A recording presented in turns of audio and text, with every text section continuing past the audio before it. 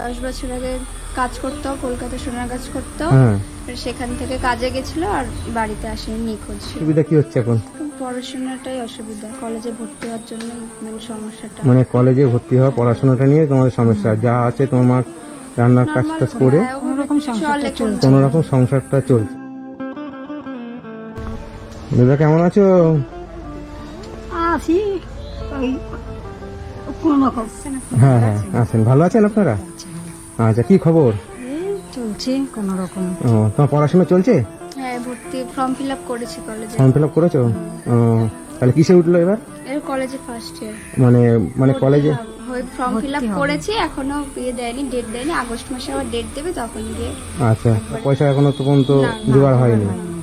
আচ্ছা, মানে তোমার বাবা 10 বছর আগে 10 বছর আগে কাজ করতো, কলকাতা সোনার কাজ করতো। সেখান থেকে কাজে গেছিল আর বাড়িতে আসেনি, নিখোঁজ। মানে সেখান থেকে নিখোঁজ। হ্যাঁ, আর কোনো খোঁজ পাইনি এখনো পর্যন্ত। আচ্ছা, মানে তোমার মা এখন সব? হ্যাঁ, মা। আপনি কি করেন? আমি এখন লোকের বাড়ি রান্নার কাজ করি। লোকের বাড়িতে রান্নার কাজ করেন? সংসারটা চালাচ্ছি।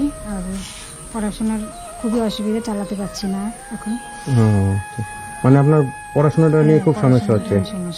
আচ্ছা, এই হচ্ছে আপনার শাশুড়ি। আপনার 3 ছেলে, তাই তো? 3 ছেলের মধ্যে একটা ছেলেও নেই এখন? 2 ছেলে মারা গেছে আর 1 ছেলে 10 বছর ধরে নিখোঁজ। আর আপনি হচ্ছে বৌমা, আপনি আপনার শাশুড়িকে দেখছেন, আপনার শাশুড়িকে আর আপনার মেয়েকে দেখছেন, মানে আপনি খুবই কষ্ট করছেন। আচ্ছা, তো এমনি কি হচ্ছে, তোমার অসুবিধা কি হচ্ছে এখন?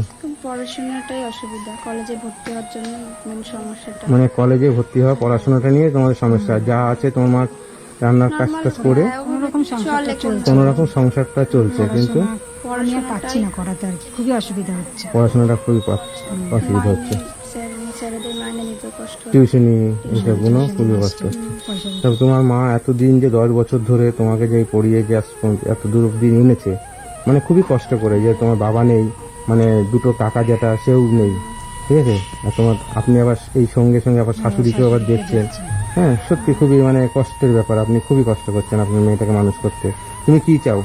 আমি এরপরে পড়াশোনা গ্র্যাজুয়েশনটা কমপ্লিট করে চাকরি বাকরি করতে চাই, মার পাশে দাঁড়াতে চাই। আমাকে যেহেতু মানুষ করেছে, ছোট থেকে এত বড় করেছে, আমি তাই চাই মার পাশে দাঁড়াতে, বড় হয়ে।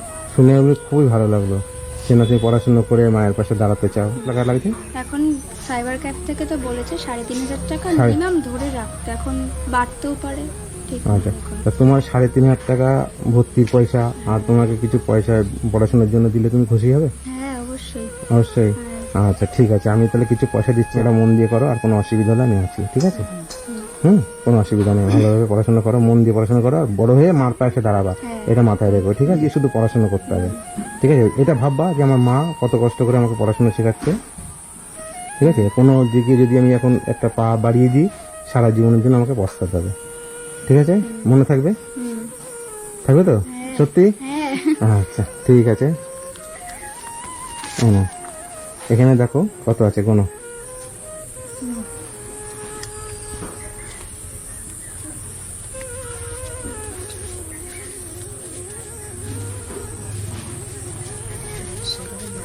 কত আছে? 6,000 টাকা। এই 6,000 টাকা দিয়ে 3,500 টাকা দিয়ে ভর্তি করবেন, আর বাদ বাকি পড়াশোনার জন্য যেটা যা লাগে সেটা করবেন। খাওয়া দাওয়ার তো কোনো অসুবিধা নেই, টুকটাক এখন চলে যাচ্ছে, আপনি কাজ টাজ করে খাওয়াতে পারছেন। পড়াশোনাটা নিয়ে সমস্যা। তুমি কি চাও? পড়তে চাও? চাকরি করতে চাও, খুবই ভালো। মন দিয়ে পড়াশোনা করো, ঠিক আছে? তোমার বয়স কত এখন? আমার 18 বছর। আচ্ছা, ঠিক আছে। ভোটার হয়েছে নাকি হওনি? না, এখনো হয়নি। এবার হবা নাকি? আচ্ছা, ঠিক আছে, মন দিয়ে পড়াশোনা করো, ঠিক আছে? আর তারপরে মার পাশে দাঁড়াও, তারপরে বিয়ে থাকার চিন্তা ভাবনা করে দেখা যাবে। দেরি আছে তা আমাকে জানিও, ঠিক আছে? আমি ব্যবস্থা করে দেবো, ঠিক আছে? তাই তো নাকি? কি আমাকে জানাবে তো নাকি? হ্যাঁ, জানাবো। আচ্ছা, ঠিক আছে, তাহলে ভালো থাকবেন দিদা, ভালো থাকবেন। হ্যাঁ।